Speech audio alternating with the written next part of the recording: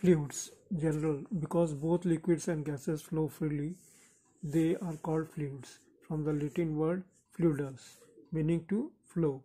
A fluid is defined as a substance which changes its shape easily and takes the shape of its container. This applies to both liquids and gases. The characteristic of liquids and gases may be grouped under similarities and differences. Similar characteristics are as follows. Number 1. Each has no definite shape but conforms to the shape of the container. Number 2. Both readily transmit pressures. Now, what is the differential characteristic are as follows. Number 1. Gases fill their containers completely but liquids may not. Number 2. Gases are lighter than equal volume of liquids. Number 3. Gases are highly compressible but liquids are only slightly so. These differences are described in the appropriate area of the following discussions concerning the properties and characteristics of fluids at rest. Also included are some of the factors which affect fluids in different situations. Density and specific gravity. The density of a substance is its weight per unit volume. The unit volume selected for use in the English system of measurement is 1 cubic foot. In this metric system, it is 1 cubic centimeter. Therefore, density is expressed in pounds per cubic feet or in gram per cubic centimeter. To find the density of a substance, its weight and volume must be known. Its weight is then divided by its volume to find the weight per unit volume. For example, the liquid which fills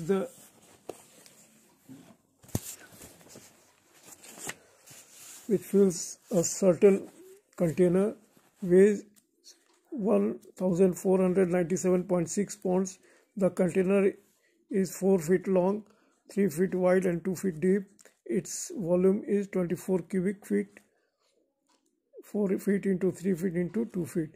If 24 cubic feet of liquid weighs 1497.6 pounds, the 1 cubic foot weighs 1497.6 divided by 24 or 62.4 pounds. Therefore, the density of the liquid is 62.4 pounds per cubic feet. This is the density of water at 4 degrees centigrade and is usually used in the standard for comparing densities of other substances. In the metric system, the density of water is 1 gram per cubic centimeter. The standard temperature of 4 degrees centigrade is used when measuring the density of liquids and solids. Changes in temperature will not change in the weight of a substance but will change the volume of the substance by expansion or contractions, thus changing its weight per unit volume. Now, the procedure for finding density applies to all substances. However, it is necessary to consider the pressure when finding the density of gas. Temperature is more critical when measuring the density of gases than it is for other substances. The density of a gas increases in direct proportion to the pressure exerted on it. Standard conditions for the measurement of the density of gases have been established at 0 degrees centigrade for temperature and a pressure of 76 centimeter of mercury. This is the average pressure of the atmosphere at sea level. Now, density is computed based on this condition for all gases. It is often necessary to compare the density of one substance with that of another. For this purpose, a standard is needed. Water is the standard that physicists have chosen to use when comparing the density of all liquids and solids. For gases, air is most commonly used. However, hydrogen is sometimes used as a standard for gases. In physics, the word specific implies a ratio. Thus, a specific gravity is calculated by comparing the weight of a definite volume of the given substance with the weight of an equal volume of water. The terms specific weight or specific density are sometimes used to express this ratio. The following formula are used to find the specific gravity of liquids and solids. Specific gravity equals to weight of the substance divided by weight of an equal volume of water. Specific gravity equals to density of a substance divided by density of water. The same formulas are used to find the density of gases by substituting air or hydrogen for water. Specific gravity is not expressed in units but as pure numbers. For example, if a certain hydraulic liquid has a specific gravity of 0.8, 1 cubic feet of the liquid weighs 0.8 times or as much as 1 cubic feet of water, 62.4 times 0.8 or 49.92 pounds. In the metric system, 1 cubic centimeter of a substance with a specific gravity of 0.8 weighs 1 times 0.8 or 0.8 gravity. Note that in the metric system, the specific gravity of the liquid or solid has the same numerical value as its density. Since air weighs 1.293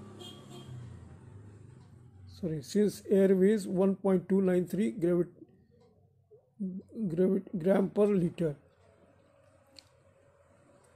the specific gravity of gas does not equal the matrix density. Specific gravity and density are independent of the size of the sample under consideration and depend only upon the substance of which it is made.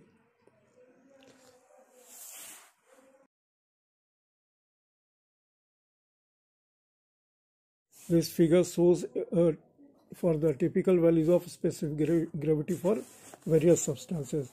A device called a hydrometer used for measuring specific gravity of liquids. This device constitutes a tubular shaped glass float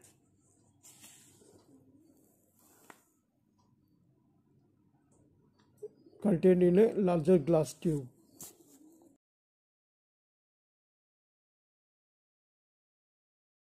The larger glass tube provides this container for the liquid.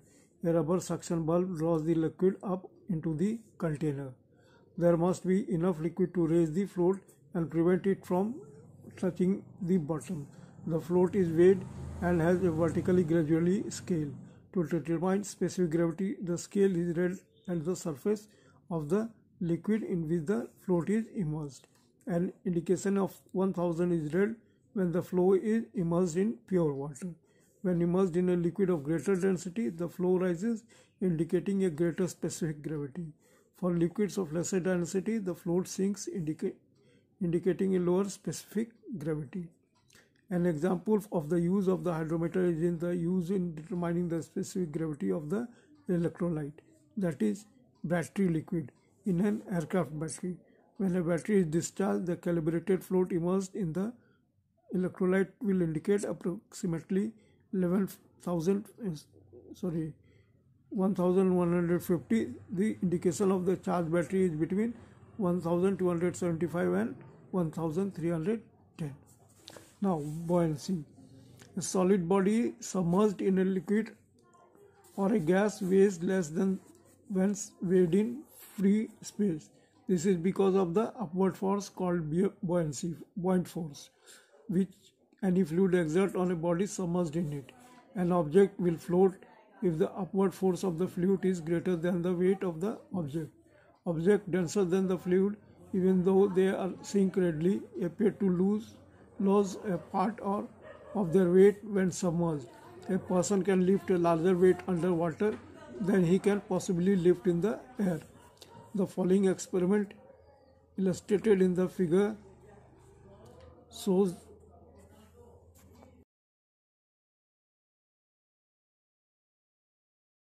the overflow can is filled up in the spout with water. The heavy metal cylinder is first weighed in still air and then is weighed while completely submerged in the water. The difference between the two weights is the buoyant force of the water. As the cylinder is lowered into the overflow can, the water is caught in the catch bucket. The volume of water which overflow equals the volume of the cylinder. in bracket, the volume of irregular shaped object can be measured by this method. If this experiment is performed carefully, the weight of the water displaced by the metal cylinder exactly equals the buoyant force of the water. Similar experiments were performed by Archimedes between 287 200 BC, 212 BC. As a result of this experiment, he discovered that the buoyant force which a fluid exerts upon a submerged body is equal to the weight of the fluid the body displaces. This statement is referred to as the Archimedes principle. This principle applies to all fluids, gases as well as liquids. Just as water exerts a buoyant force on submerged objects, air exerts a buoyant force on objects submerged in it.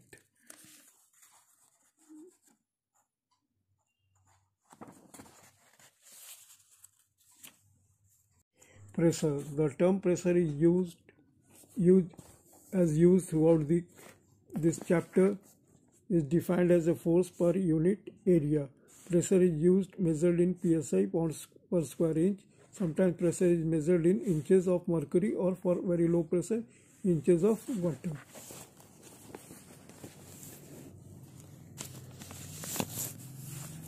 Pressure may be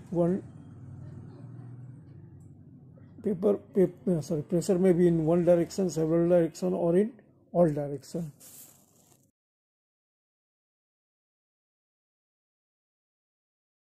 Ice in bracket a solid exerts pressure downward only. Water in bracket a fluid exerts pressure on all surfaces with which it comes in contact. Gas, a fluid, exerts pressure in all directions because it completely fills the container. Now, atmospheric pressure. The atmosphere is the whole mass of the air surrounding the earth, although it extends upward for about 500 miles. The section which is of primary interest in this is that portion of the air which rests on the earth's surface and extends upward for about 7.5 miles. This layer is called the troposphere, and the higher above the earth, the lower its pressure. This is because air has weight. If a column of air in 1 inch square extending all the way to the top of the atmosphere could be weighed, it would weigh approximately 14.7 pounds at sea level.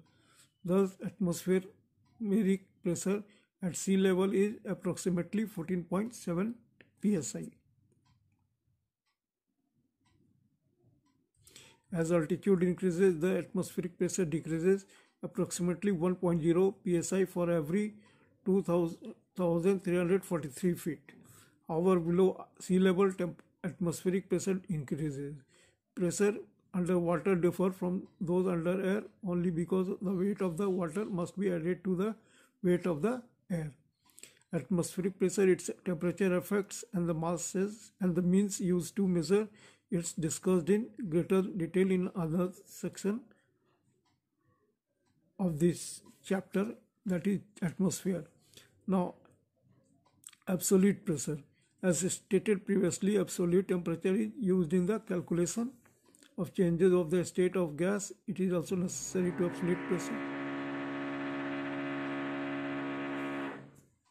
Absolute pressure, as stated previously, absolute temperature is used in the calculation of changes in the state of gas.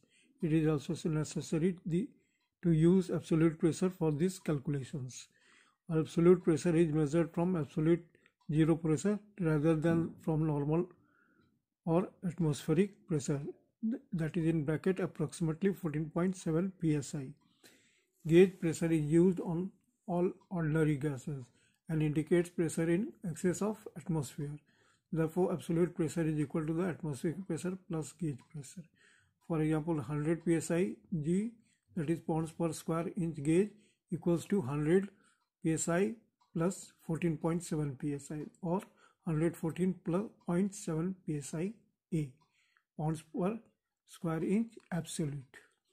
Now, incompressibility and expansion of liquids.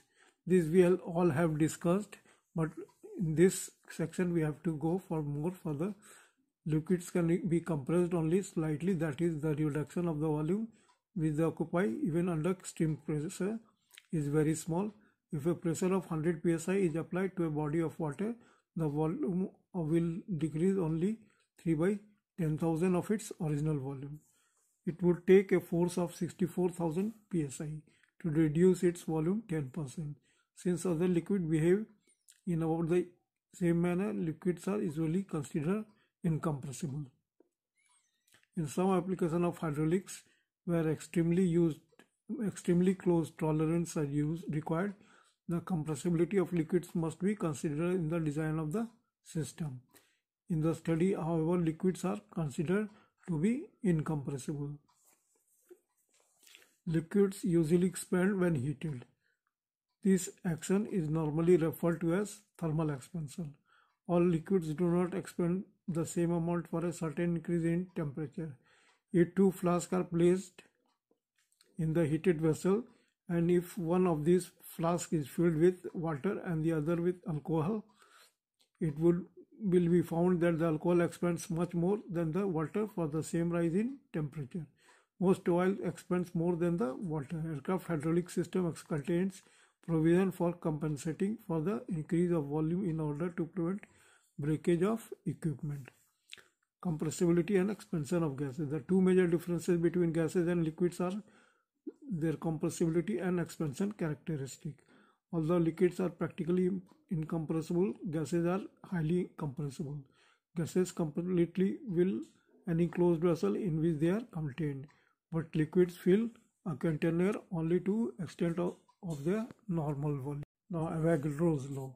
An Italian physicist, Avogadro, conceived the theory that at the same temperature and pressure, equal volume of different gases contains an equal number of molecules. This theory was proven by experiment and found to agree with the kinetic theory. So it has come to be known as Avogadro's law. Now, what is Dalton's law? If a mixture of two or more gases which do not combine chemically is placed in a container, each gas expands throughout the total space and the absolute pressure of each gas is reduced to a lower value called the partial pressure. This reduction is in accordance with the Boyle's law. The pressure of the mixed gases is equal to the sum of the partial pressures. This fact was discovered by Dalton, an English physicist, and set forth in Dalton's law. A mixture of several gases which do not react chemically exert a pressure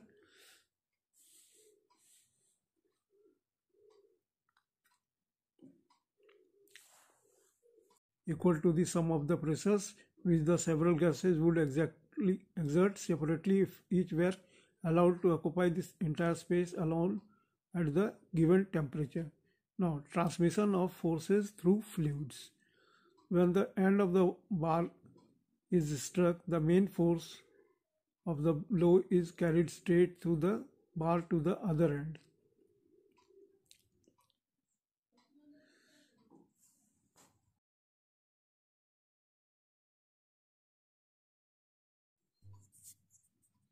This happens because the bar is rigid.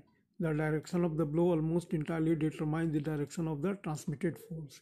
The more rigid the bar, the less force is lost inside the bar or transmitted outward at right angles to the direction of the blow. When a force is applied to the end of a column of confined liquid, it is transmitted straight through to the other end and also equally and undermined in every direction throughout the column, forward, backward and sideways, so that the containing vessel is literally filled with pressure. If a gas is used instead of a liquid, the force is transmitted in the same manner. The one difference in the gas being compressible provides a much less rigid force than the liquid, which is incompressible. This is the main difference in the action of liquids and gas in fluid power systems.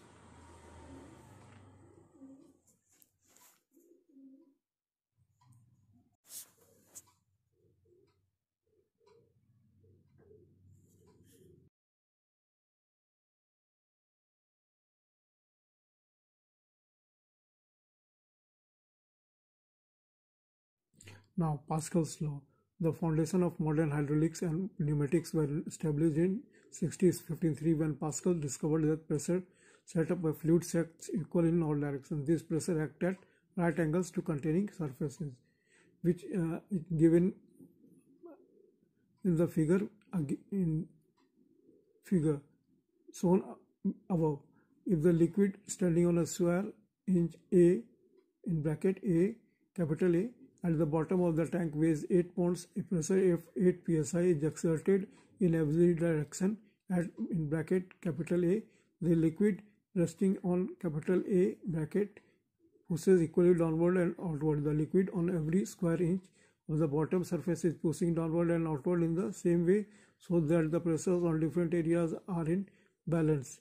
At the edge of tank bottom, the pressure acts against the wall of the tank, which must be strong enough to resist then with a force exactly equal to the push. Every square inch of the bottom of the tank must also be strong enough to resist the downward pressure of the liquid resting on it. The same balance of pressure exists at every other level of the tank, though of lesser pressure as the approaches the surface. Therefore, the liquid remains at rest. It does not leak out and the tank does not collapse. One of the consequences of Pascal's law is that the shape of the container in no way alters pressure relations. Thus, in figure shown,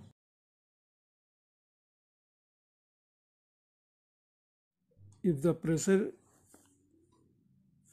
due to the weight of the liquid is at one point on the horizontal line, capital H in bracket is at 8 psi, the pressure is 8 psi everywhere at level H in the system. Pressure due to the weight of the fluid depends at any level on the height of the fluid from the level to the surface of the fluid. The vertical distance between two horizontal levels in a fluid is known as the head of the fluid. In the figure which I have shown, the liquid head of all points on level H with respect to the surface is indicated. Pressure due to the fluid head also depends on the density of the fluid. Water, for example, weighs 62.4 pounds per cubic feet or 0.036 pound per cubic inch, but a certain oil might weigh 55 pounds per cubic feet or 0.032 pound per cubic inch. To produce a pressure of 8 psi, it would take 222 inches of head using water and 252 inches of head using the oil.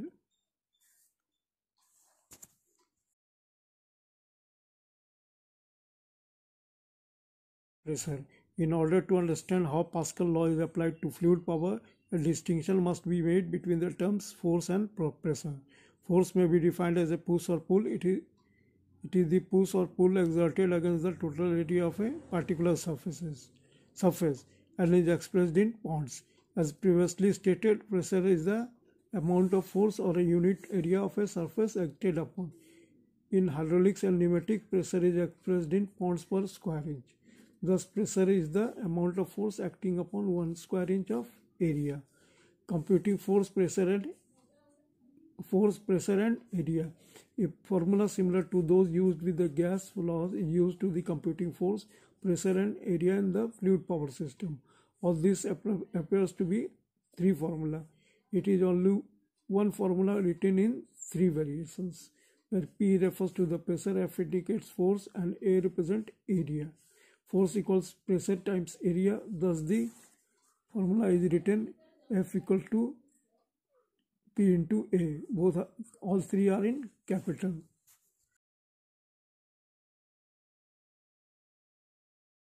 Pressure equals for force divided by the area. By rearranging the formula, this statement is condensed into P equals to F upon F. A. All are in capital. Since area equals force divided by pressure, the formula is written as capital A equals to capital F upon P. Figure showed a device for recalling these formulas. Any letter in the triangle may be expressed as the product or quotient of the other 2 depending upon its position within the triangles. For example, to find the area, consider the letter A as being set up by itself, followed by an equal sign. Now look at the other two letters. The letter F is above the letter P. Therefore, A equals to F upon P. In order to find pressure, consider the letter P as being set up by itself and look at the other two letters. The letter F is above the letter A. Therefore, P equals to F upon A.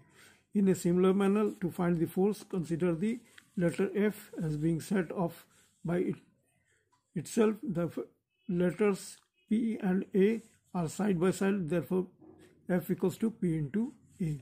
Sometimes the area may not be expressed in square inches. If it is a rectangular surface, the area may be found by multiplying the length in inches by the width in inches. The majority of areas to be considered in this calculation are circular. Either diameter or the radius, 1/2 of the diameter may be given.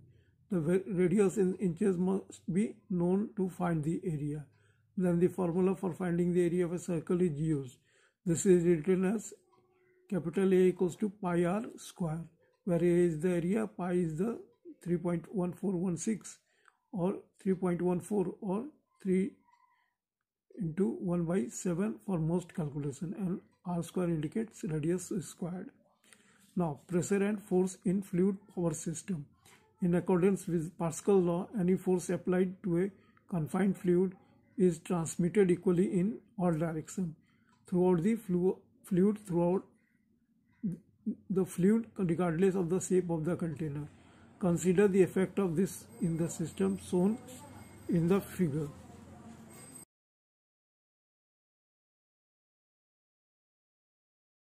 which is a modification of B in figure 7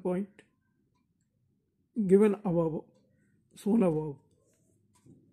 The column of fluid is curved upward to its original level with a second piston at this point. It is clear that when the input piston 1 is pushed downward, a pressure is created through the fluid, which acts equally at right angles to the surface in all parts of the container. Referring to figure, if the force 1 is 100 pounds and the area of the piston is 10 square inches, then the pressure in the fluid is 10 pounds square inches, that is 100 by 10. This pressure acts on piston 2 so that for each square inch of the area is pushed upward with a force of 10 pounds. In this case, a fluid column of uniform cross section is considered so that the area of the output piston 2 is the same as input piston 1 or 10 square inches. Therefore, the upward force on the output piston 2 is 100 pounds, the same as applied to the input piston 1. All that has been accomplished in the system was to transmit the 100 pounds force around a bend. However, this principle underlies practically all mechanical application of fluid power. At this point, it should be noted that since Pascal's law is independent of the shape of the container, it is not necessary that the tube connecting the two pistons be the full area of the pistons. A connection of any size, shape or length will do if an unobstructed passage is provided. Therefore, the system shown in this figure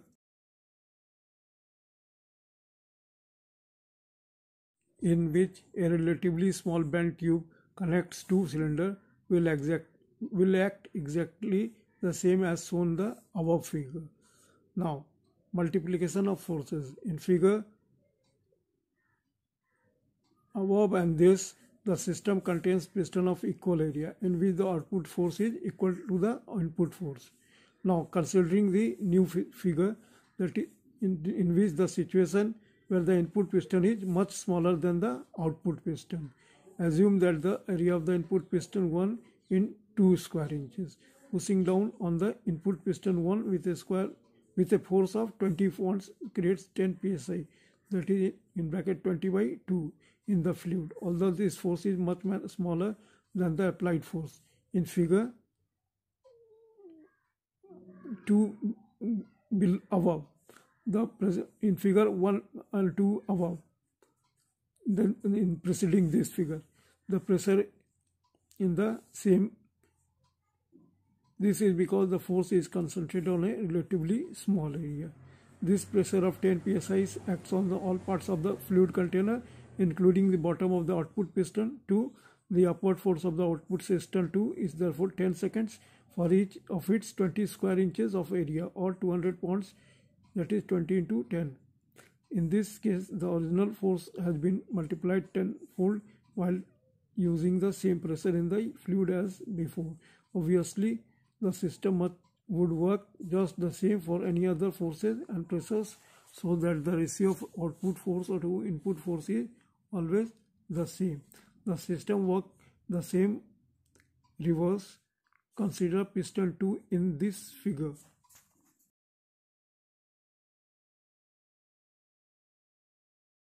As the input and the piston 1 as the output, then the output force will always be 1/10 the input force. Sometimes such results are desired. Therefore, if two pistons are usually in the fluid power system, the force acting on each is directly proportional to its area, and the magnitude of each force is the product of the pressure and its area. Now, what is differential areas? Consider the special situation shown in the figure.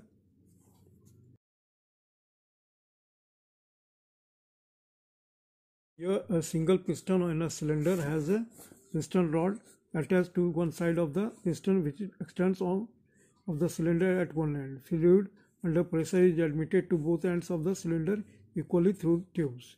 The opposed forces of the piston behaves like two pistons acting against each other. The area of one force is the fuel area of the cylinder.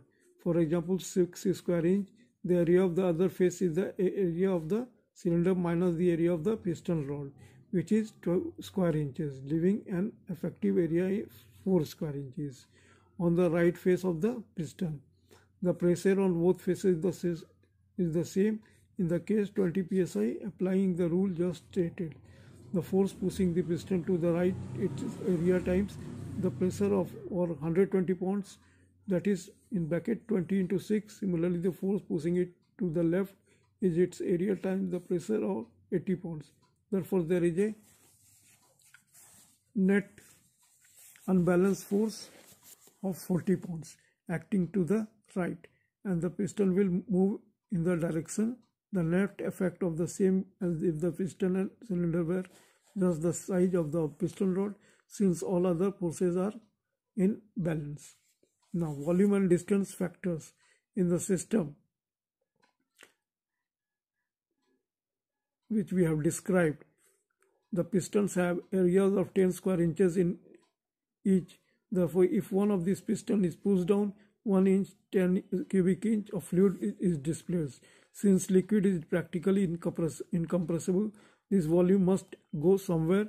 In the case of a gas, it will compress momentarily but will eventually expand to its original volume.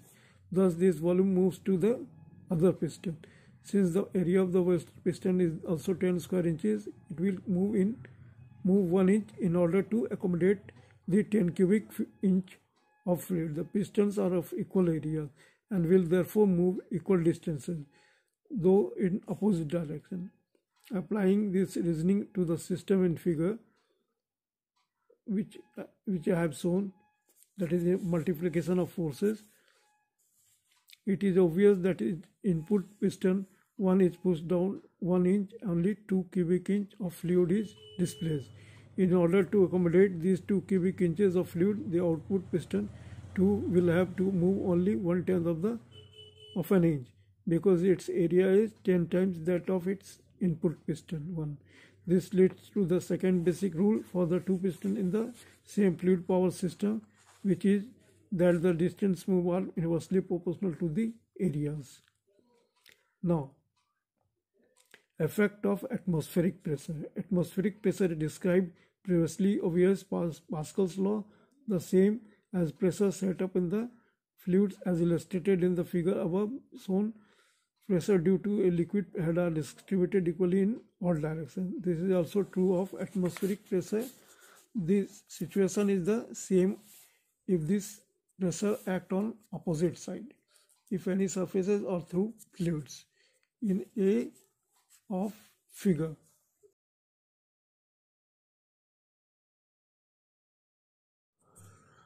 the suspended sheet of paper is not torn by atmospheric pressure as it would be an unbalanced force, because atmospheric pressure acts equally on both sides of the paper. In B of figure, atmospheric pressure acting on the surface of the liquid is transmitted equally throughout the liquid to the walls of the container, but it's balanced by the same pressure acting directly on the outer walls of the container. In C of the figure, the atmospheric pressure acting on the surface of the piston is balanced by the same pressure acting on the surface of the other. The different areas of the two surfaces make no differences, since for a unit area the pressure are in balance. Now, what is Bernoulli principle? This is very much important for aviation mechanic to know. Bernoulli's principle was originally stated to explain the action of a liquid flowing through the varying cross-sectional area of the tubes. In this figure, a tube is shown in which the cross-sectional area gradually decreases to a minimum diameter in its center section. A tube constructed in the manner is called a venturi or venturi tube. As a liquid fluid flows through the venturi tube, the three vertical tubes act as pressure gauges, filling with the liquid until the pressure of the liquid in each tube equals the pressure of the moving liquid in the venturi. The venturi shown in the figure can be used to illustrate Bernoulli's principle, which states that the pressure of a fluid (liquid or gas) decreases at points where the velocity of a fluid increases. In the wide section of the venturi, that is point A and C of the figure, the liquid moves at low velocity, producing a high pressure as indicated by the height of the liquid in the vertical tubes. At these 2 points, as the tube narrows in the center, it must contain the same volume of the fluid as the two end areas. In the narrow section, the liquid moves at a higher velocity, producing a lower pressure than that at a points A and C, as indicated by the height of the column of liquid in the vertical tube above point B of the figure. The Venturi principle is any of a number of shape and sizes used to aircraft system. They may be referred to as restriction or orifices. For example, an orifice is generally installed in a hydraulic line to limit the rate of fluid flow. A hydraulically operated aircraft landing gear, when being extended, will tend to drop with great speed because of the weight of the mechanism. If a restrictor is installed in the hydraulic returns line, the extension of the gear will be so slowed, thus preventing possible structural damage.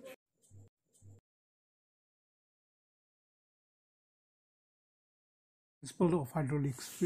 Fluids, both liquid and gases, have been found to be most useful in performing work. Many of the great machines used for industrial production are hydraulically operated. Among these are hydraulic presses used for forming metal, stretch presses, stamping machines, and numerous others. We also find hydraulic power used in the familiar automobile hoist found in service stations and garages. Other uses for hydraulic include heavy construction equipment such as bulldozers, graders, loader, and similar devices. In aircraft, hydraulic power is used to perform many functions, including the movement of controls, opening and closing of valves, and operating landing gear. It is also used for the motive power in automatic control systems, such as those employed in guided missiles. Systems such as these are called servo mechanisms. In a hydraulic system, the fluid is confined, and so pressure applied to the fluid at any point is immediately transmitted to every other point touched by the fluid.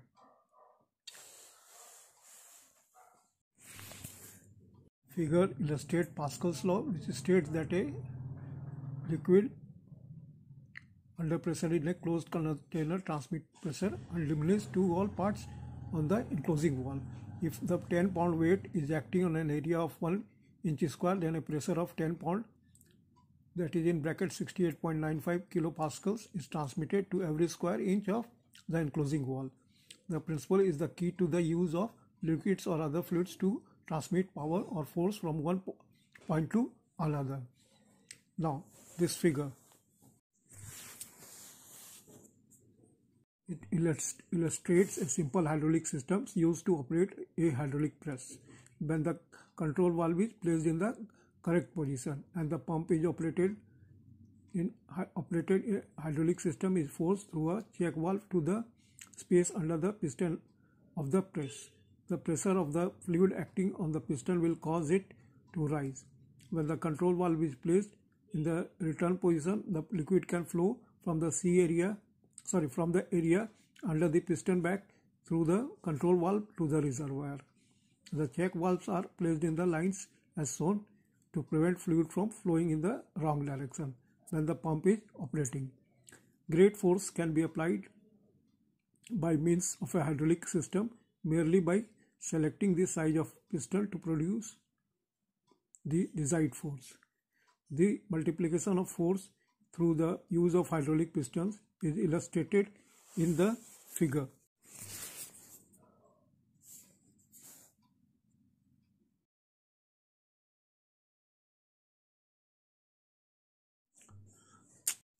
If a force of 10 pound is applied on the small piston that has an area of 1 inch square, the pressure of the fluid becomes 10 psi.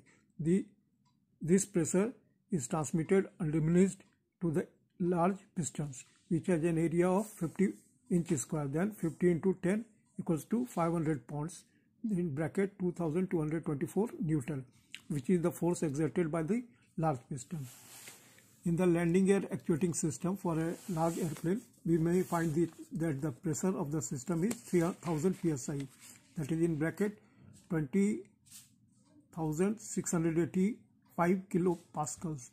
If this pressure is applied to a piston with an area of 15 inches square, we can easily see that a force of 45,000 pound, or in bracket 201.160 Newton, is developed to raise the landing gear. In practice, this amount of force is not actually required, although the system can develop it. Now, what is pumps? The development of pressure in a hydraulic system is accomplished by means of pumps. The most commonly used pumps for the purposes are piston pumps and gear pumps. A single piston pump is shown in the figure.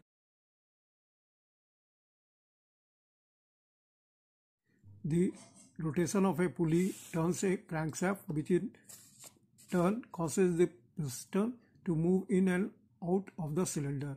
As the piston moves outward, the inlet valve opens and fluid moves into the piston from the reservoir. Then when the piston moves into the cylinder, the inlet valve closes and the outlet valve opens, thus permitting the fluid to flow into the outlet line. A gear pump is illustrated here. As the gears rotate in mesh,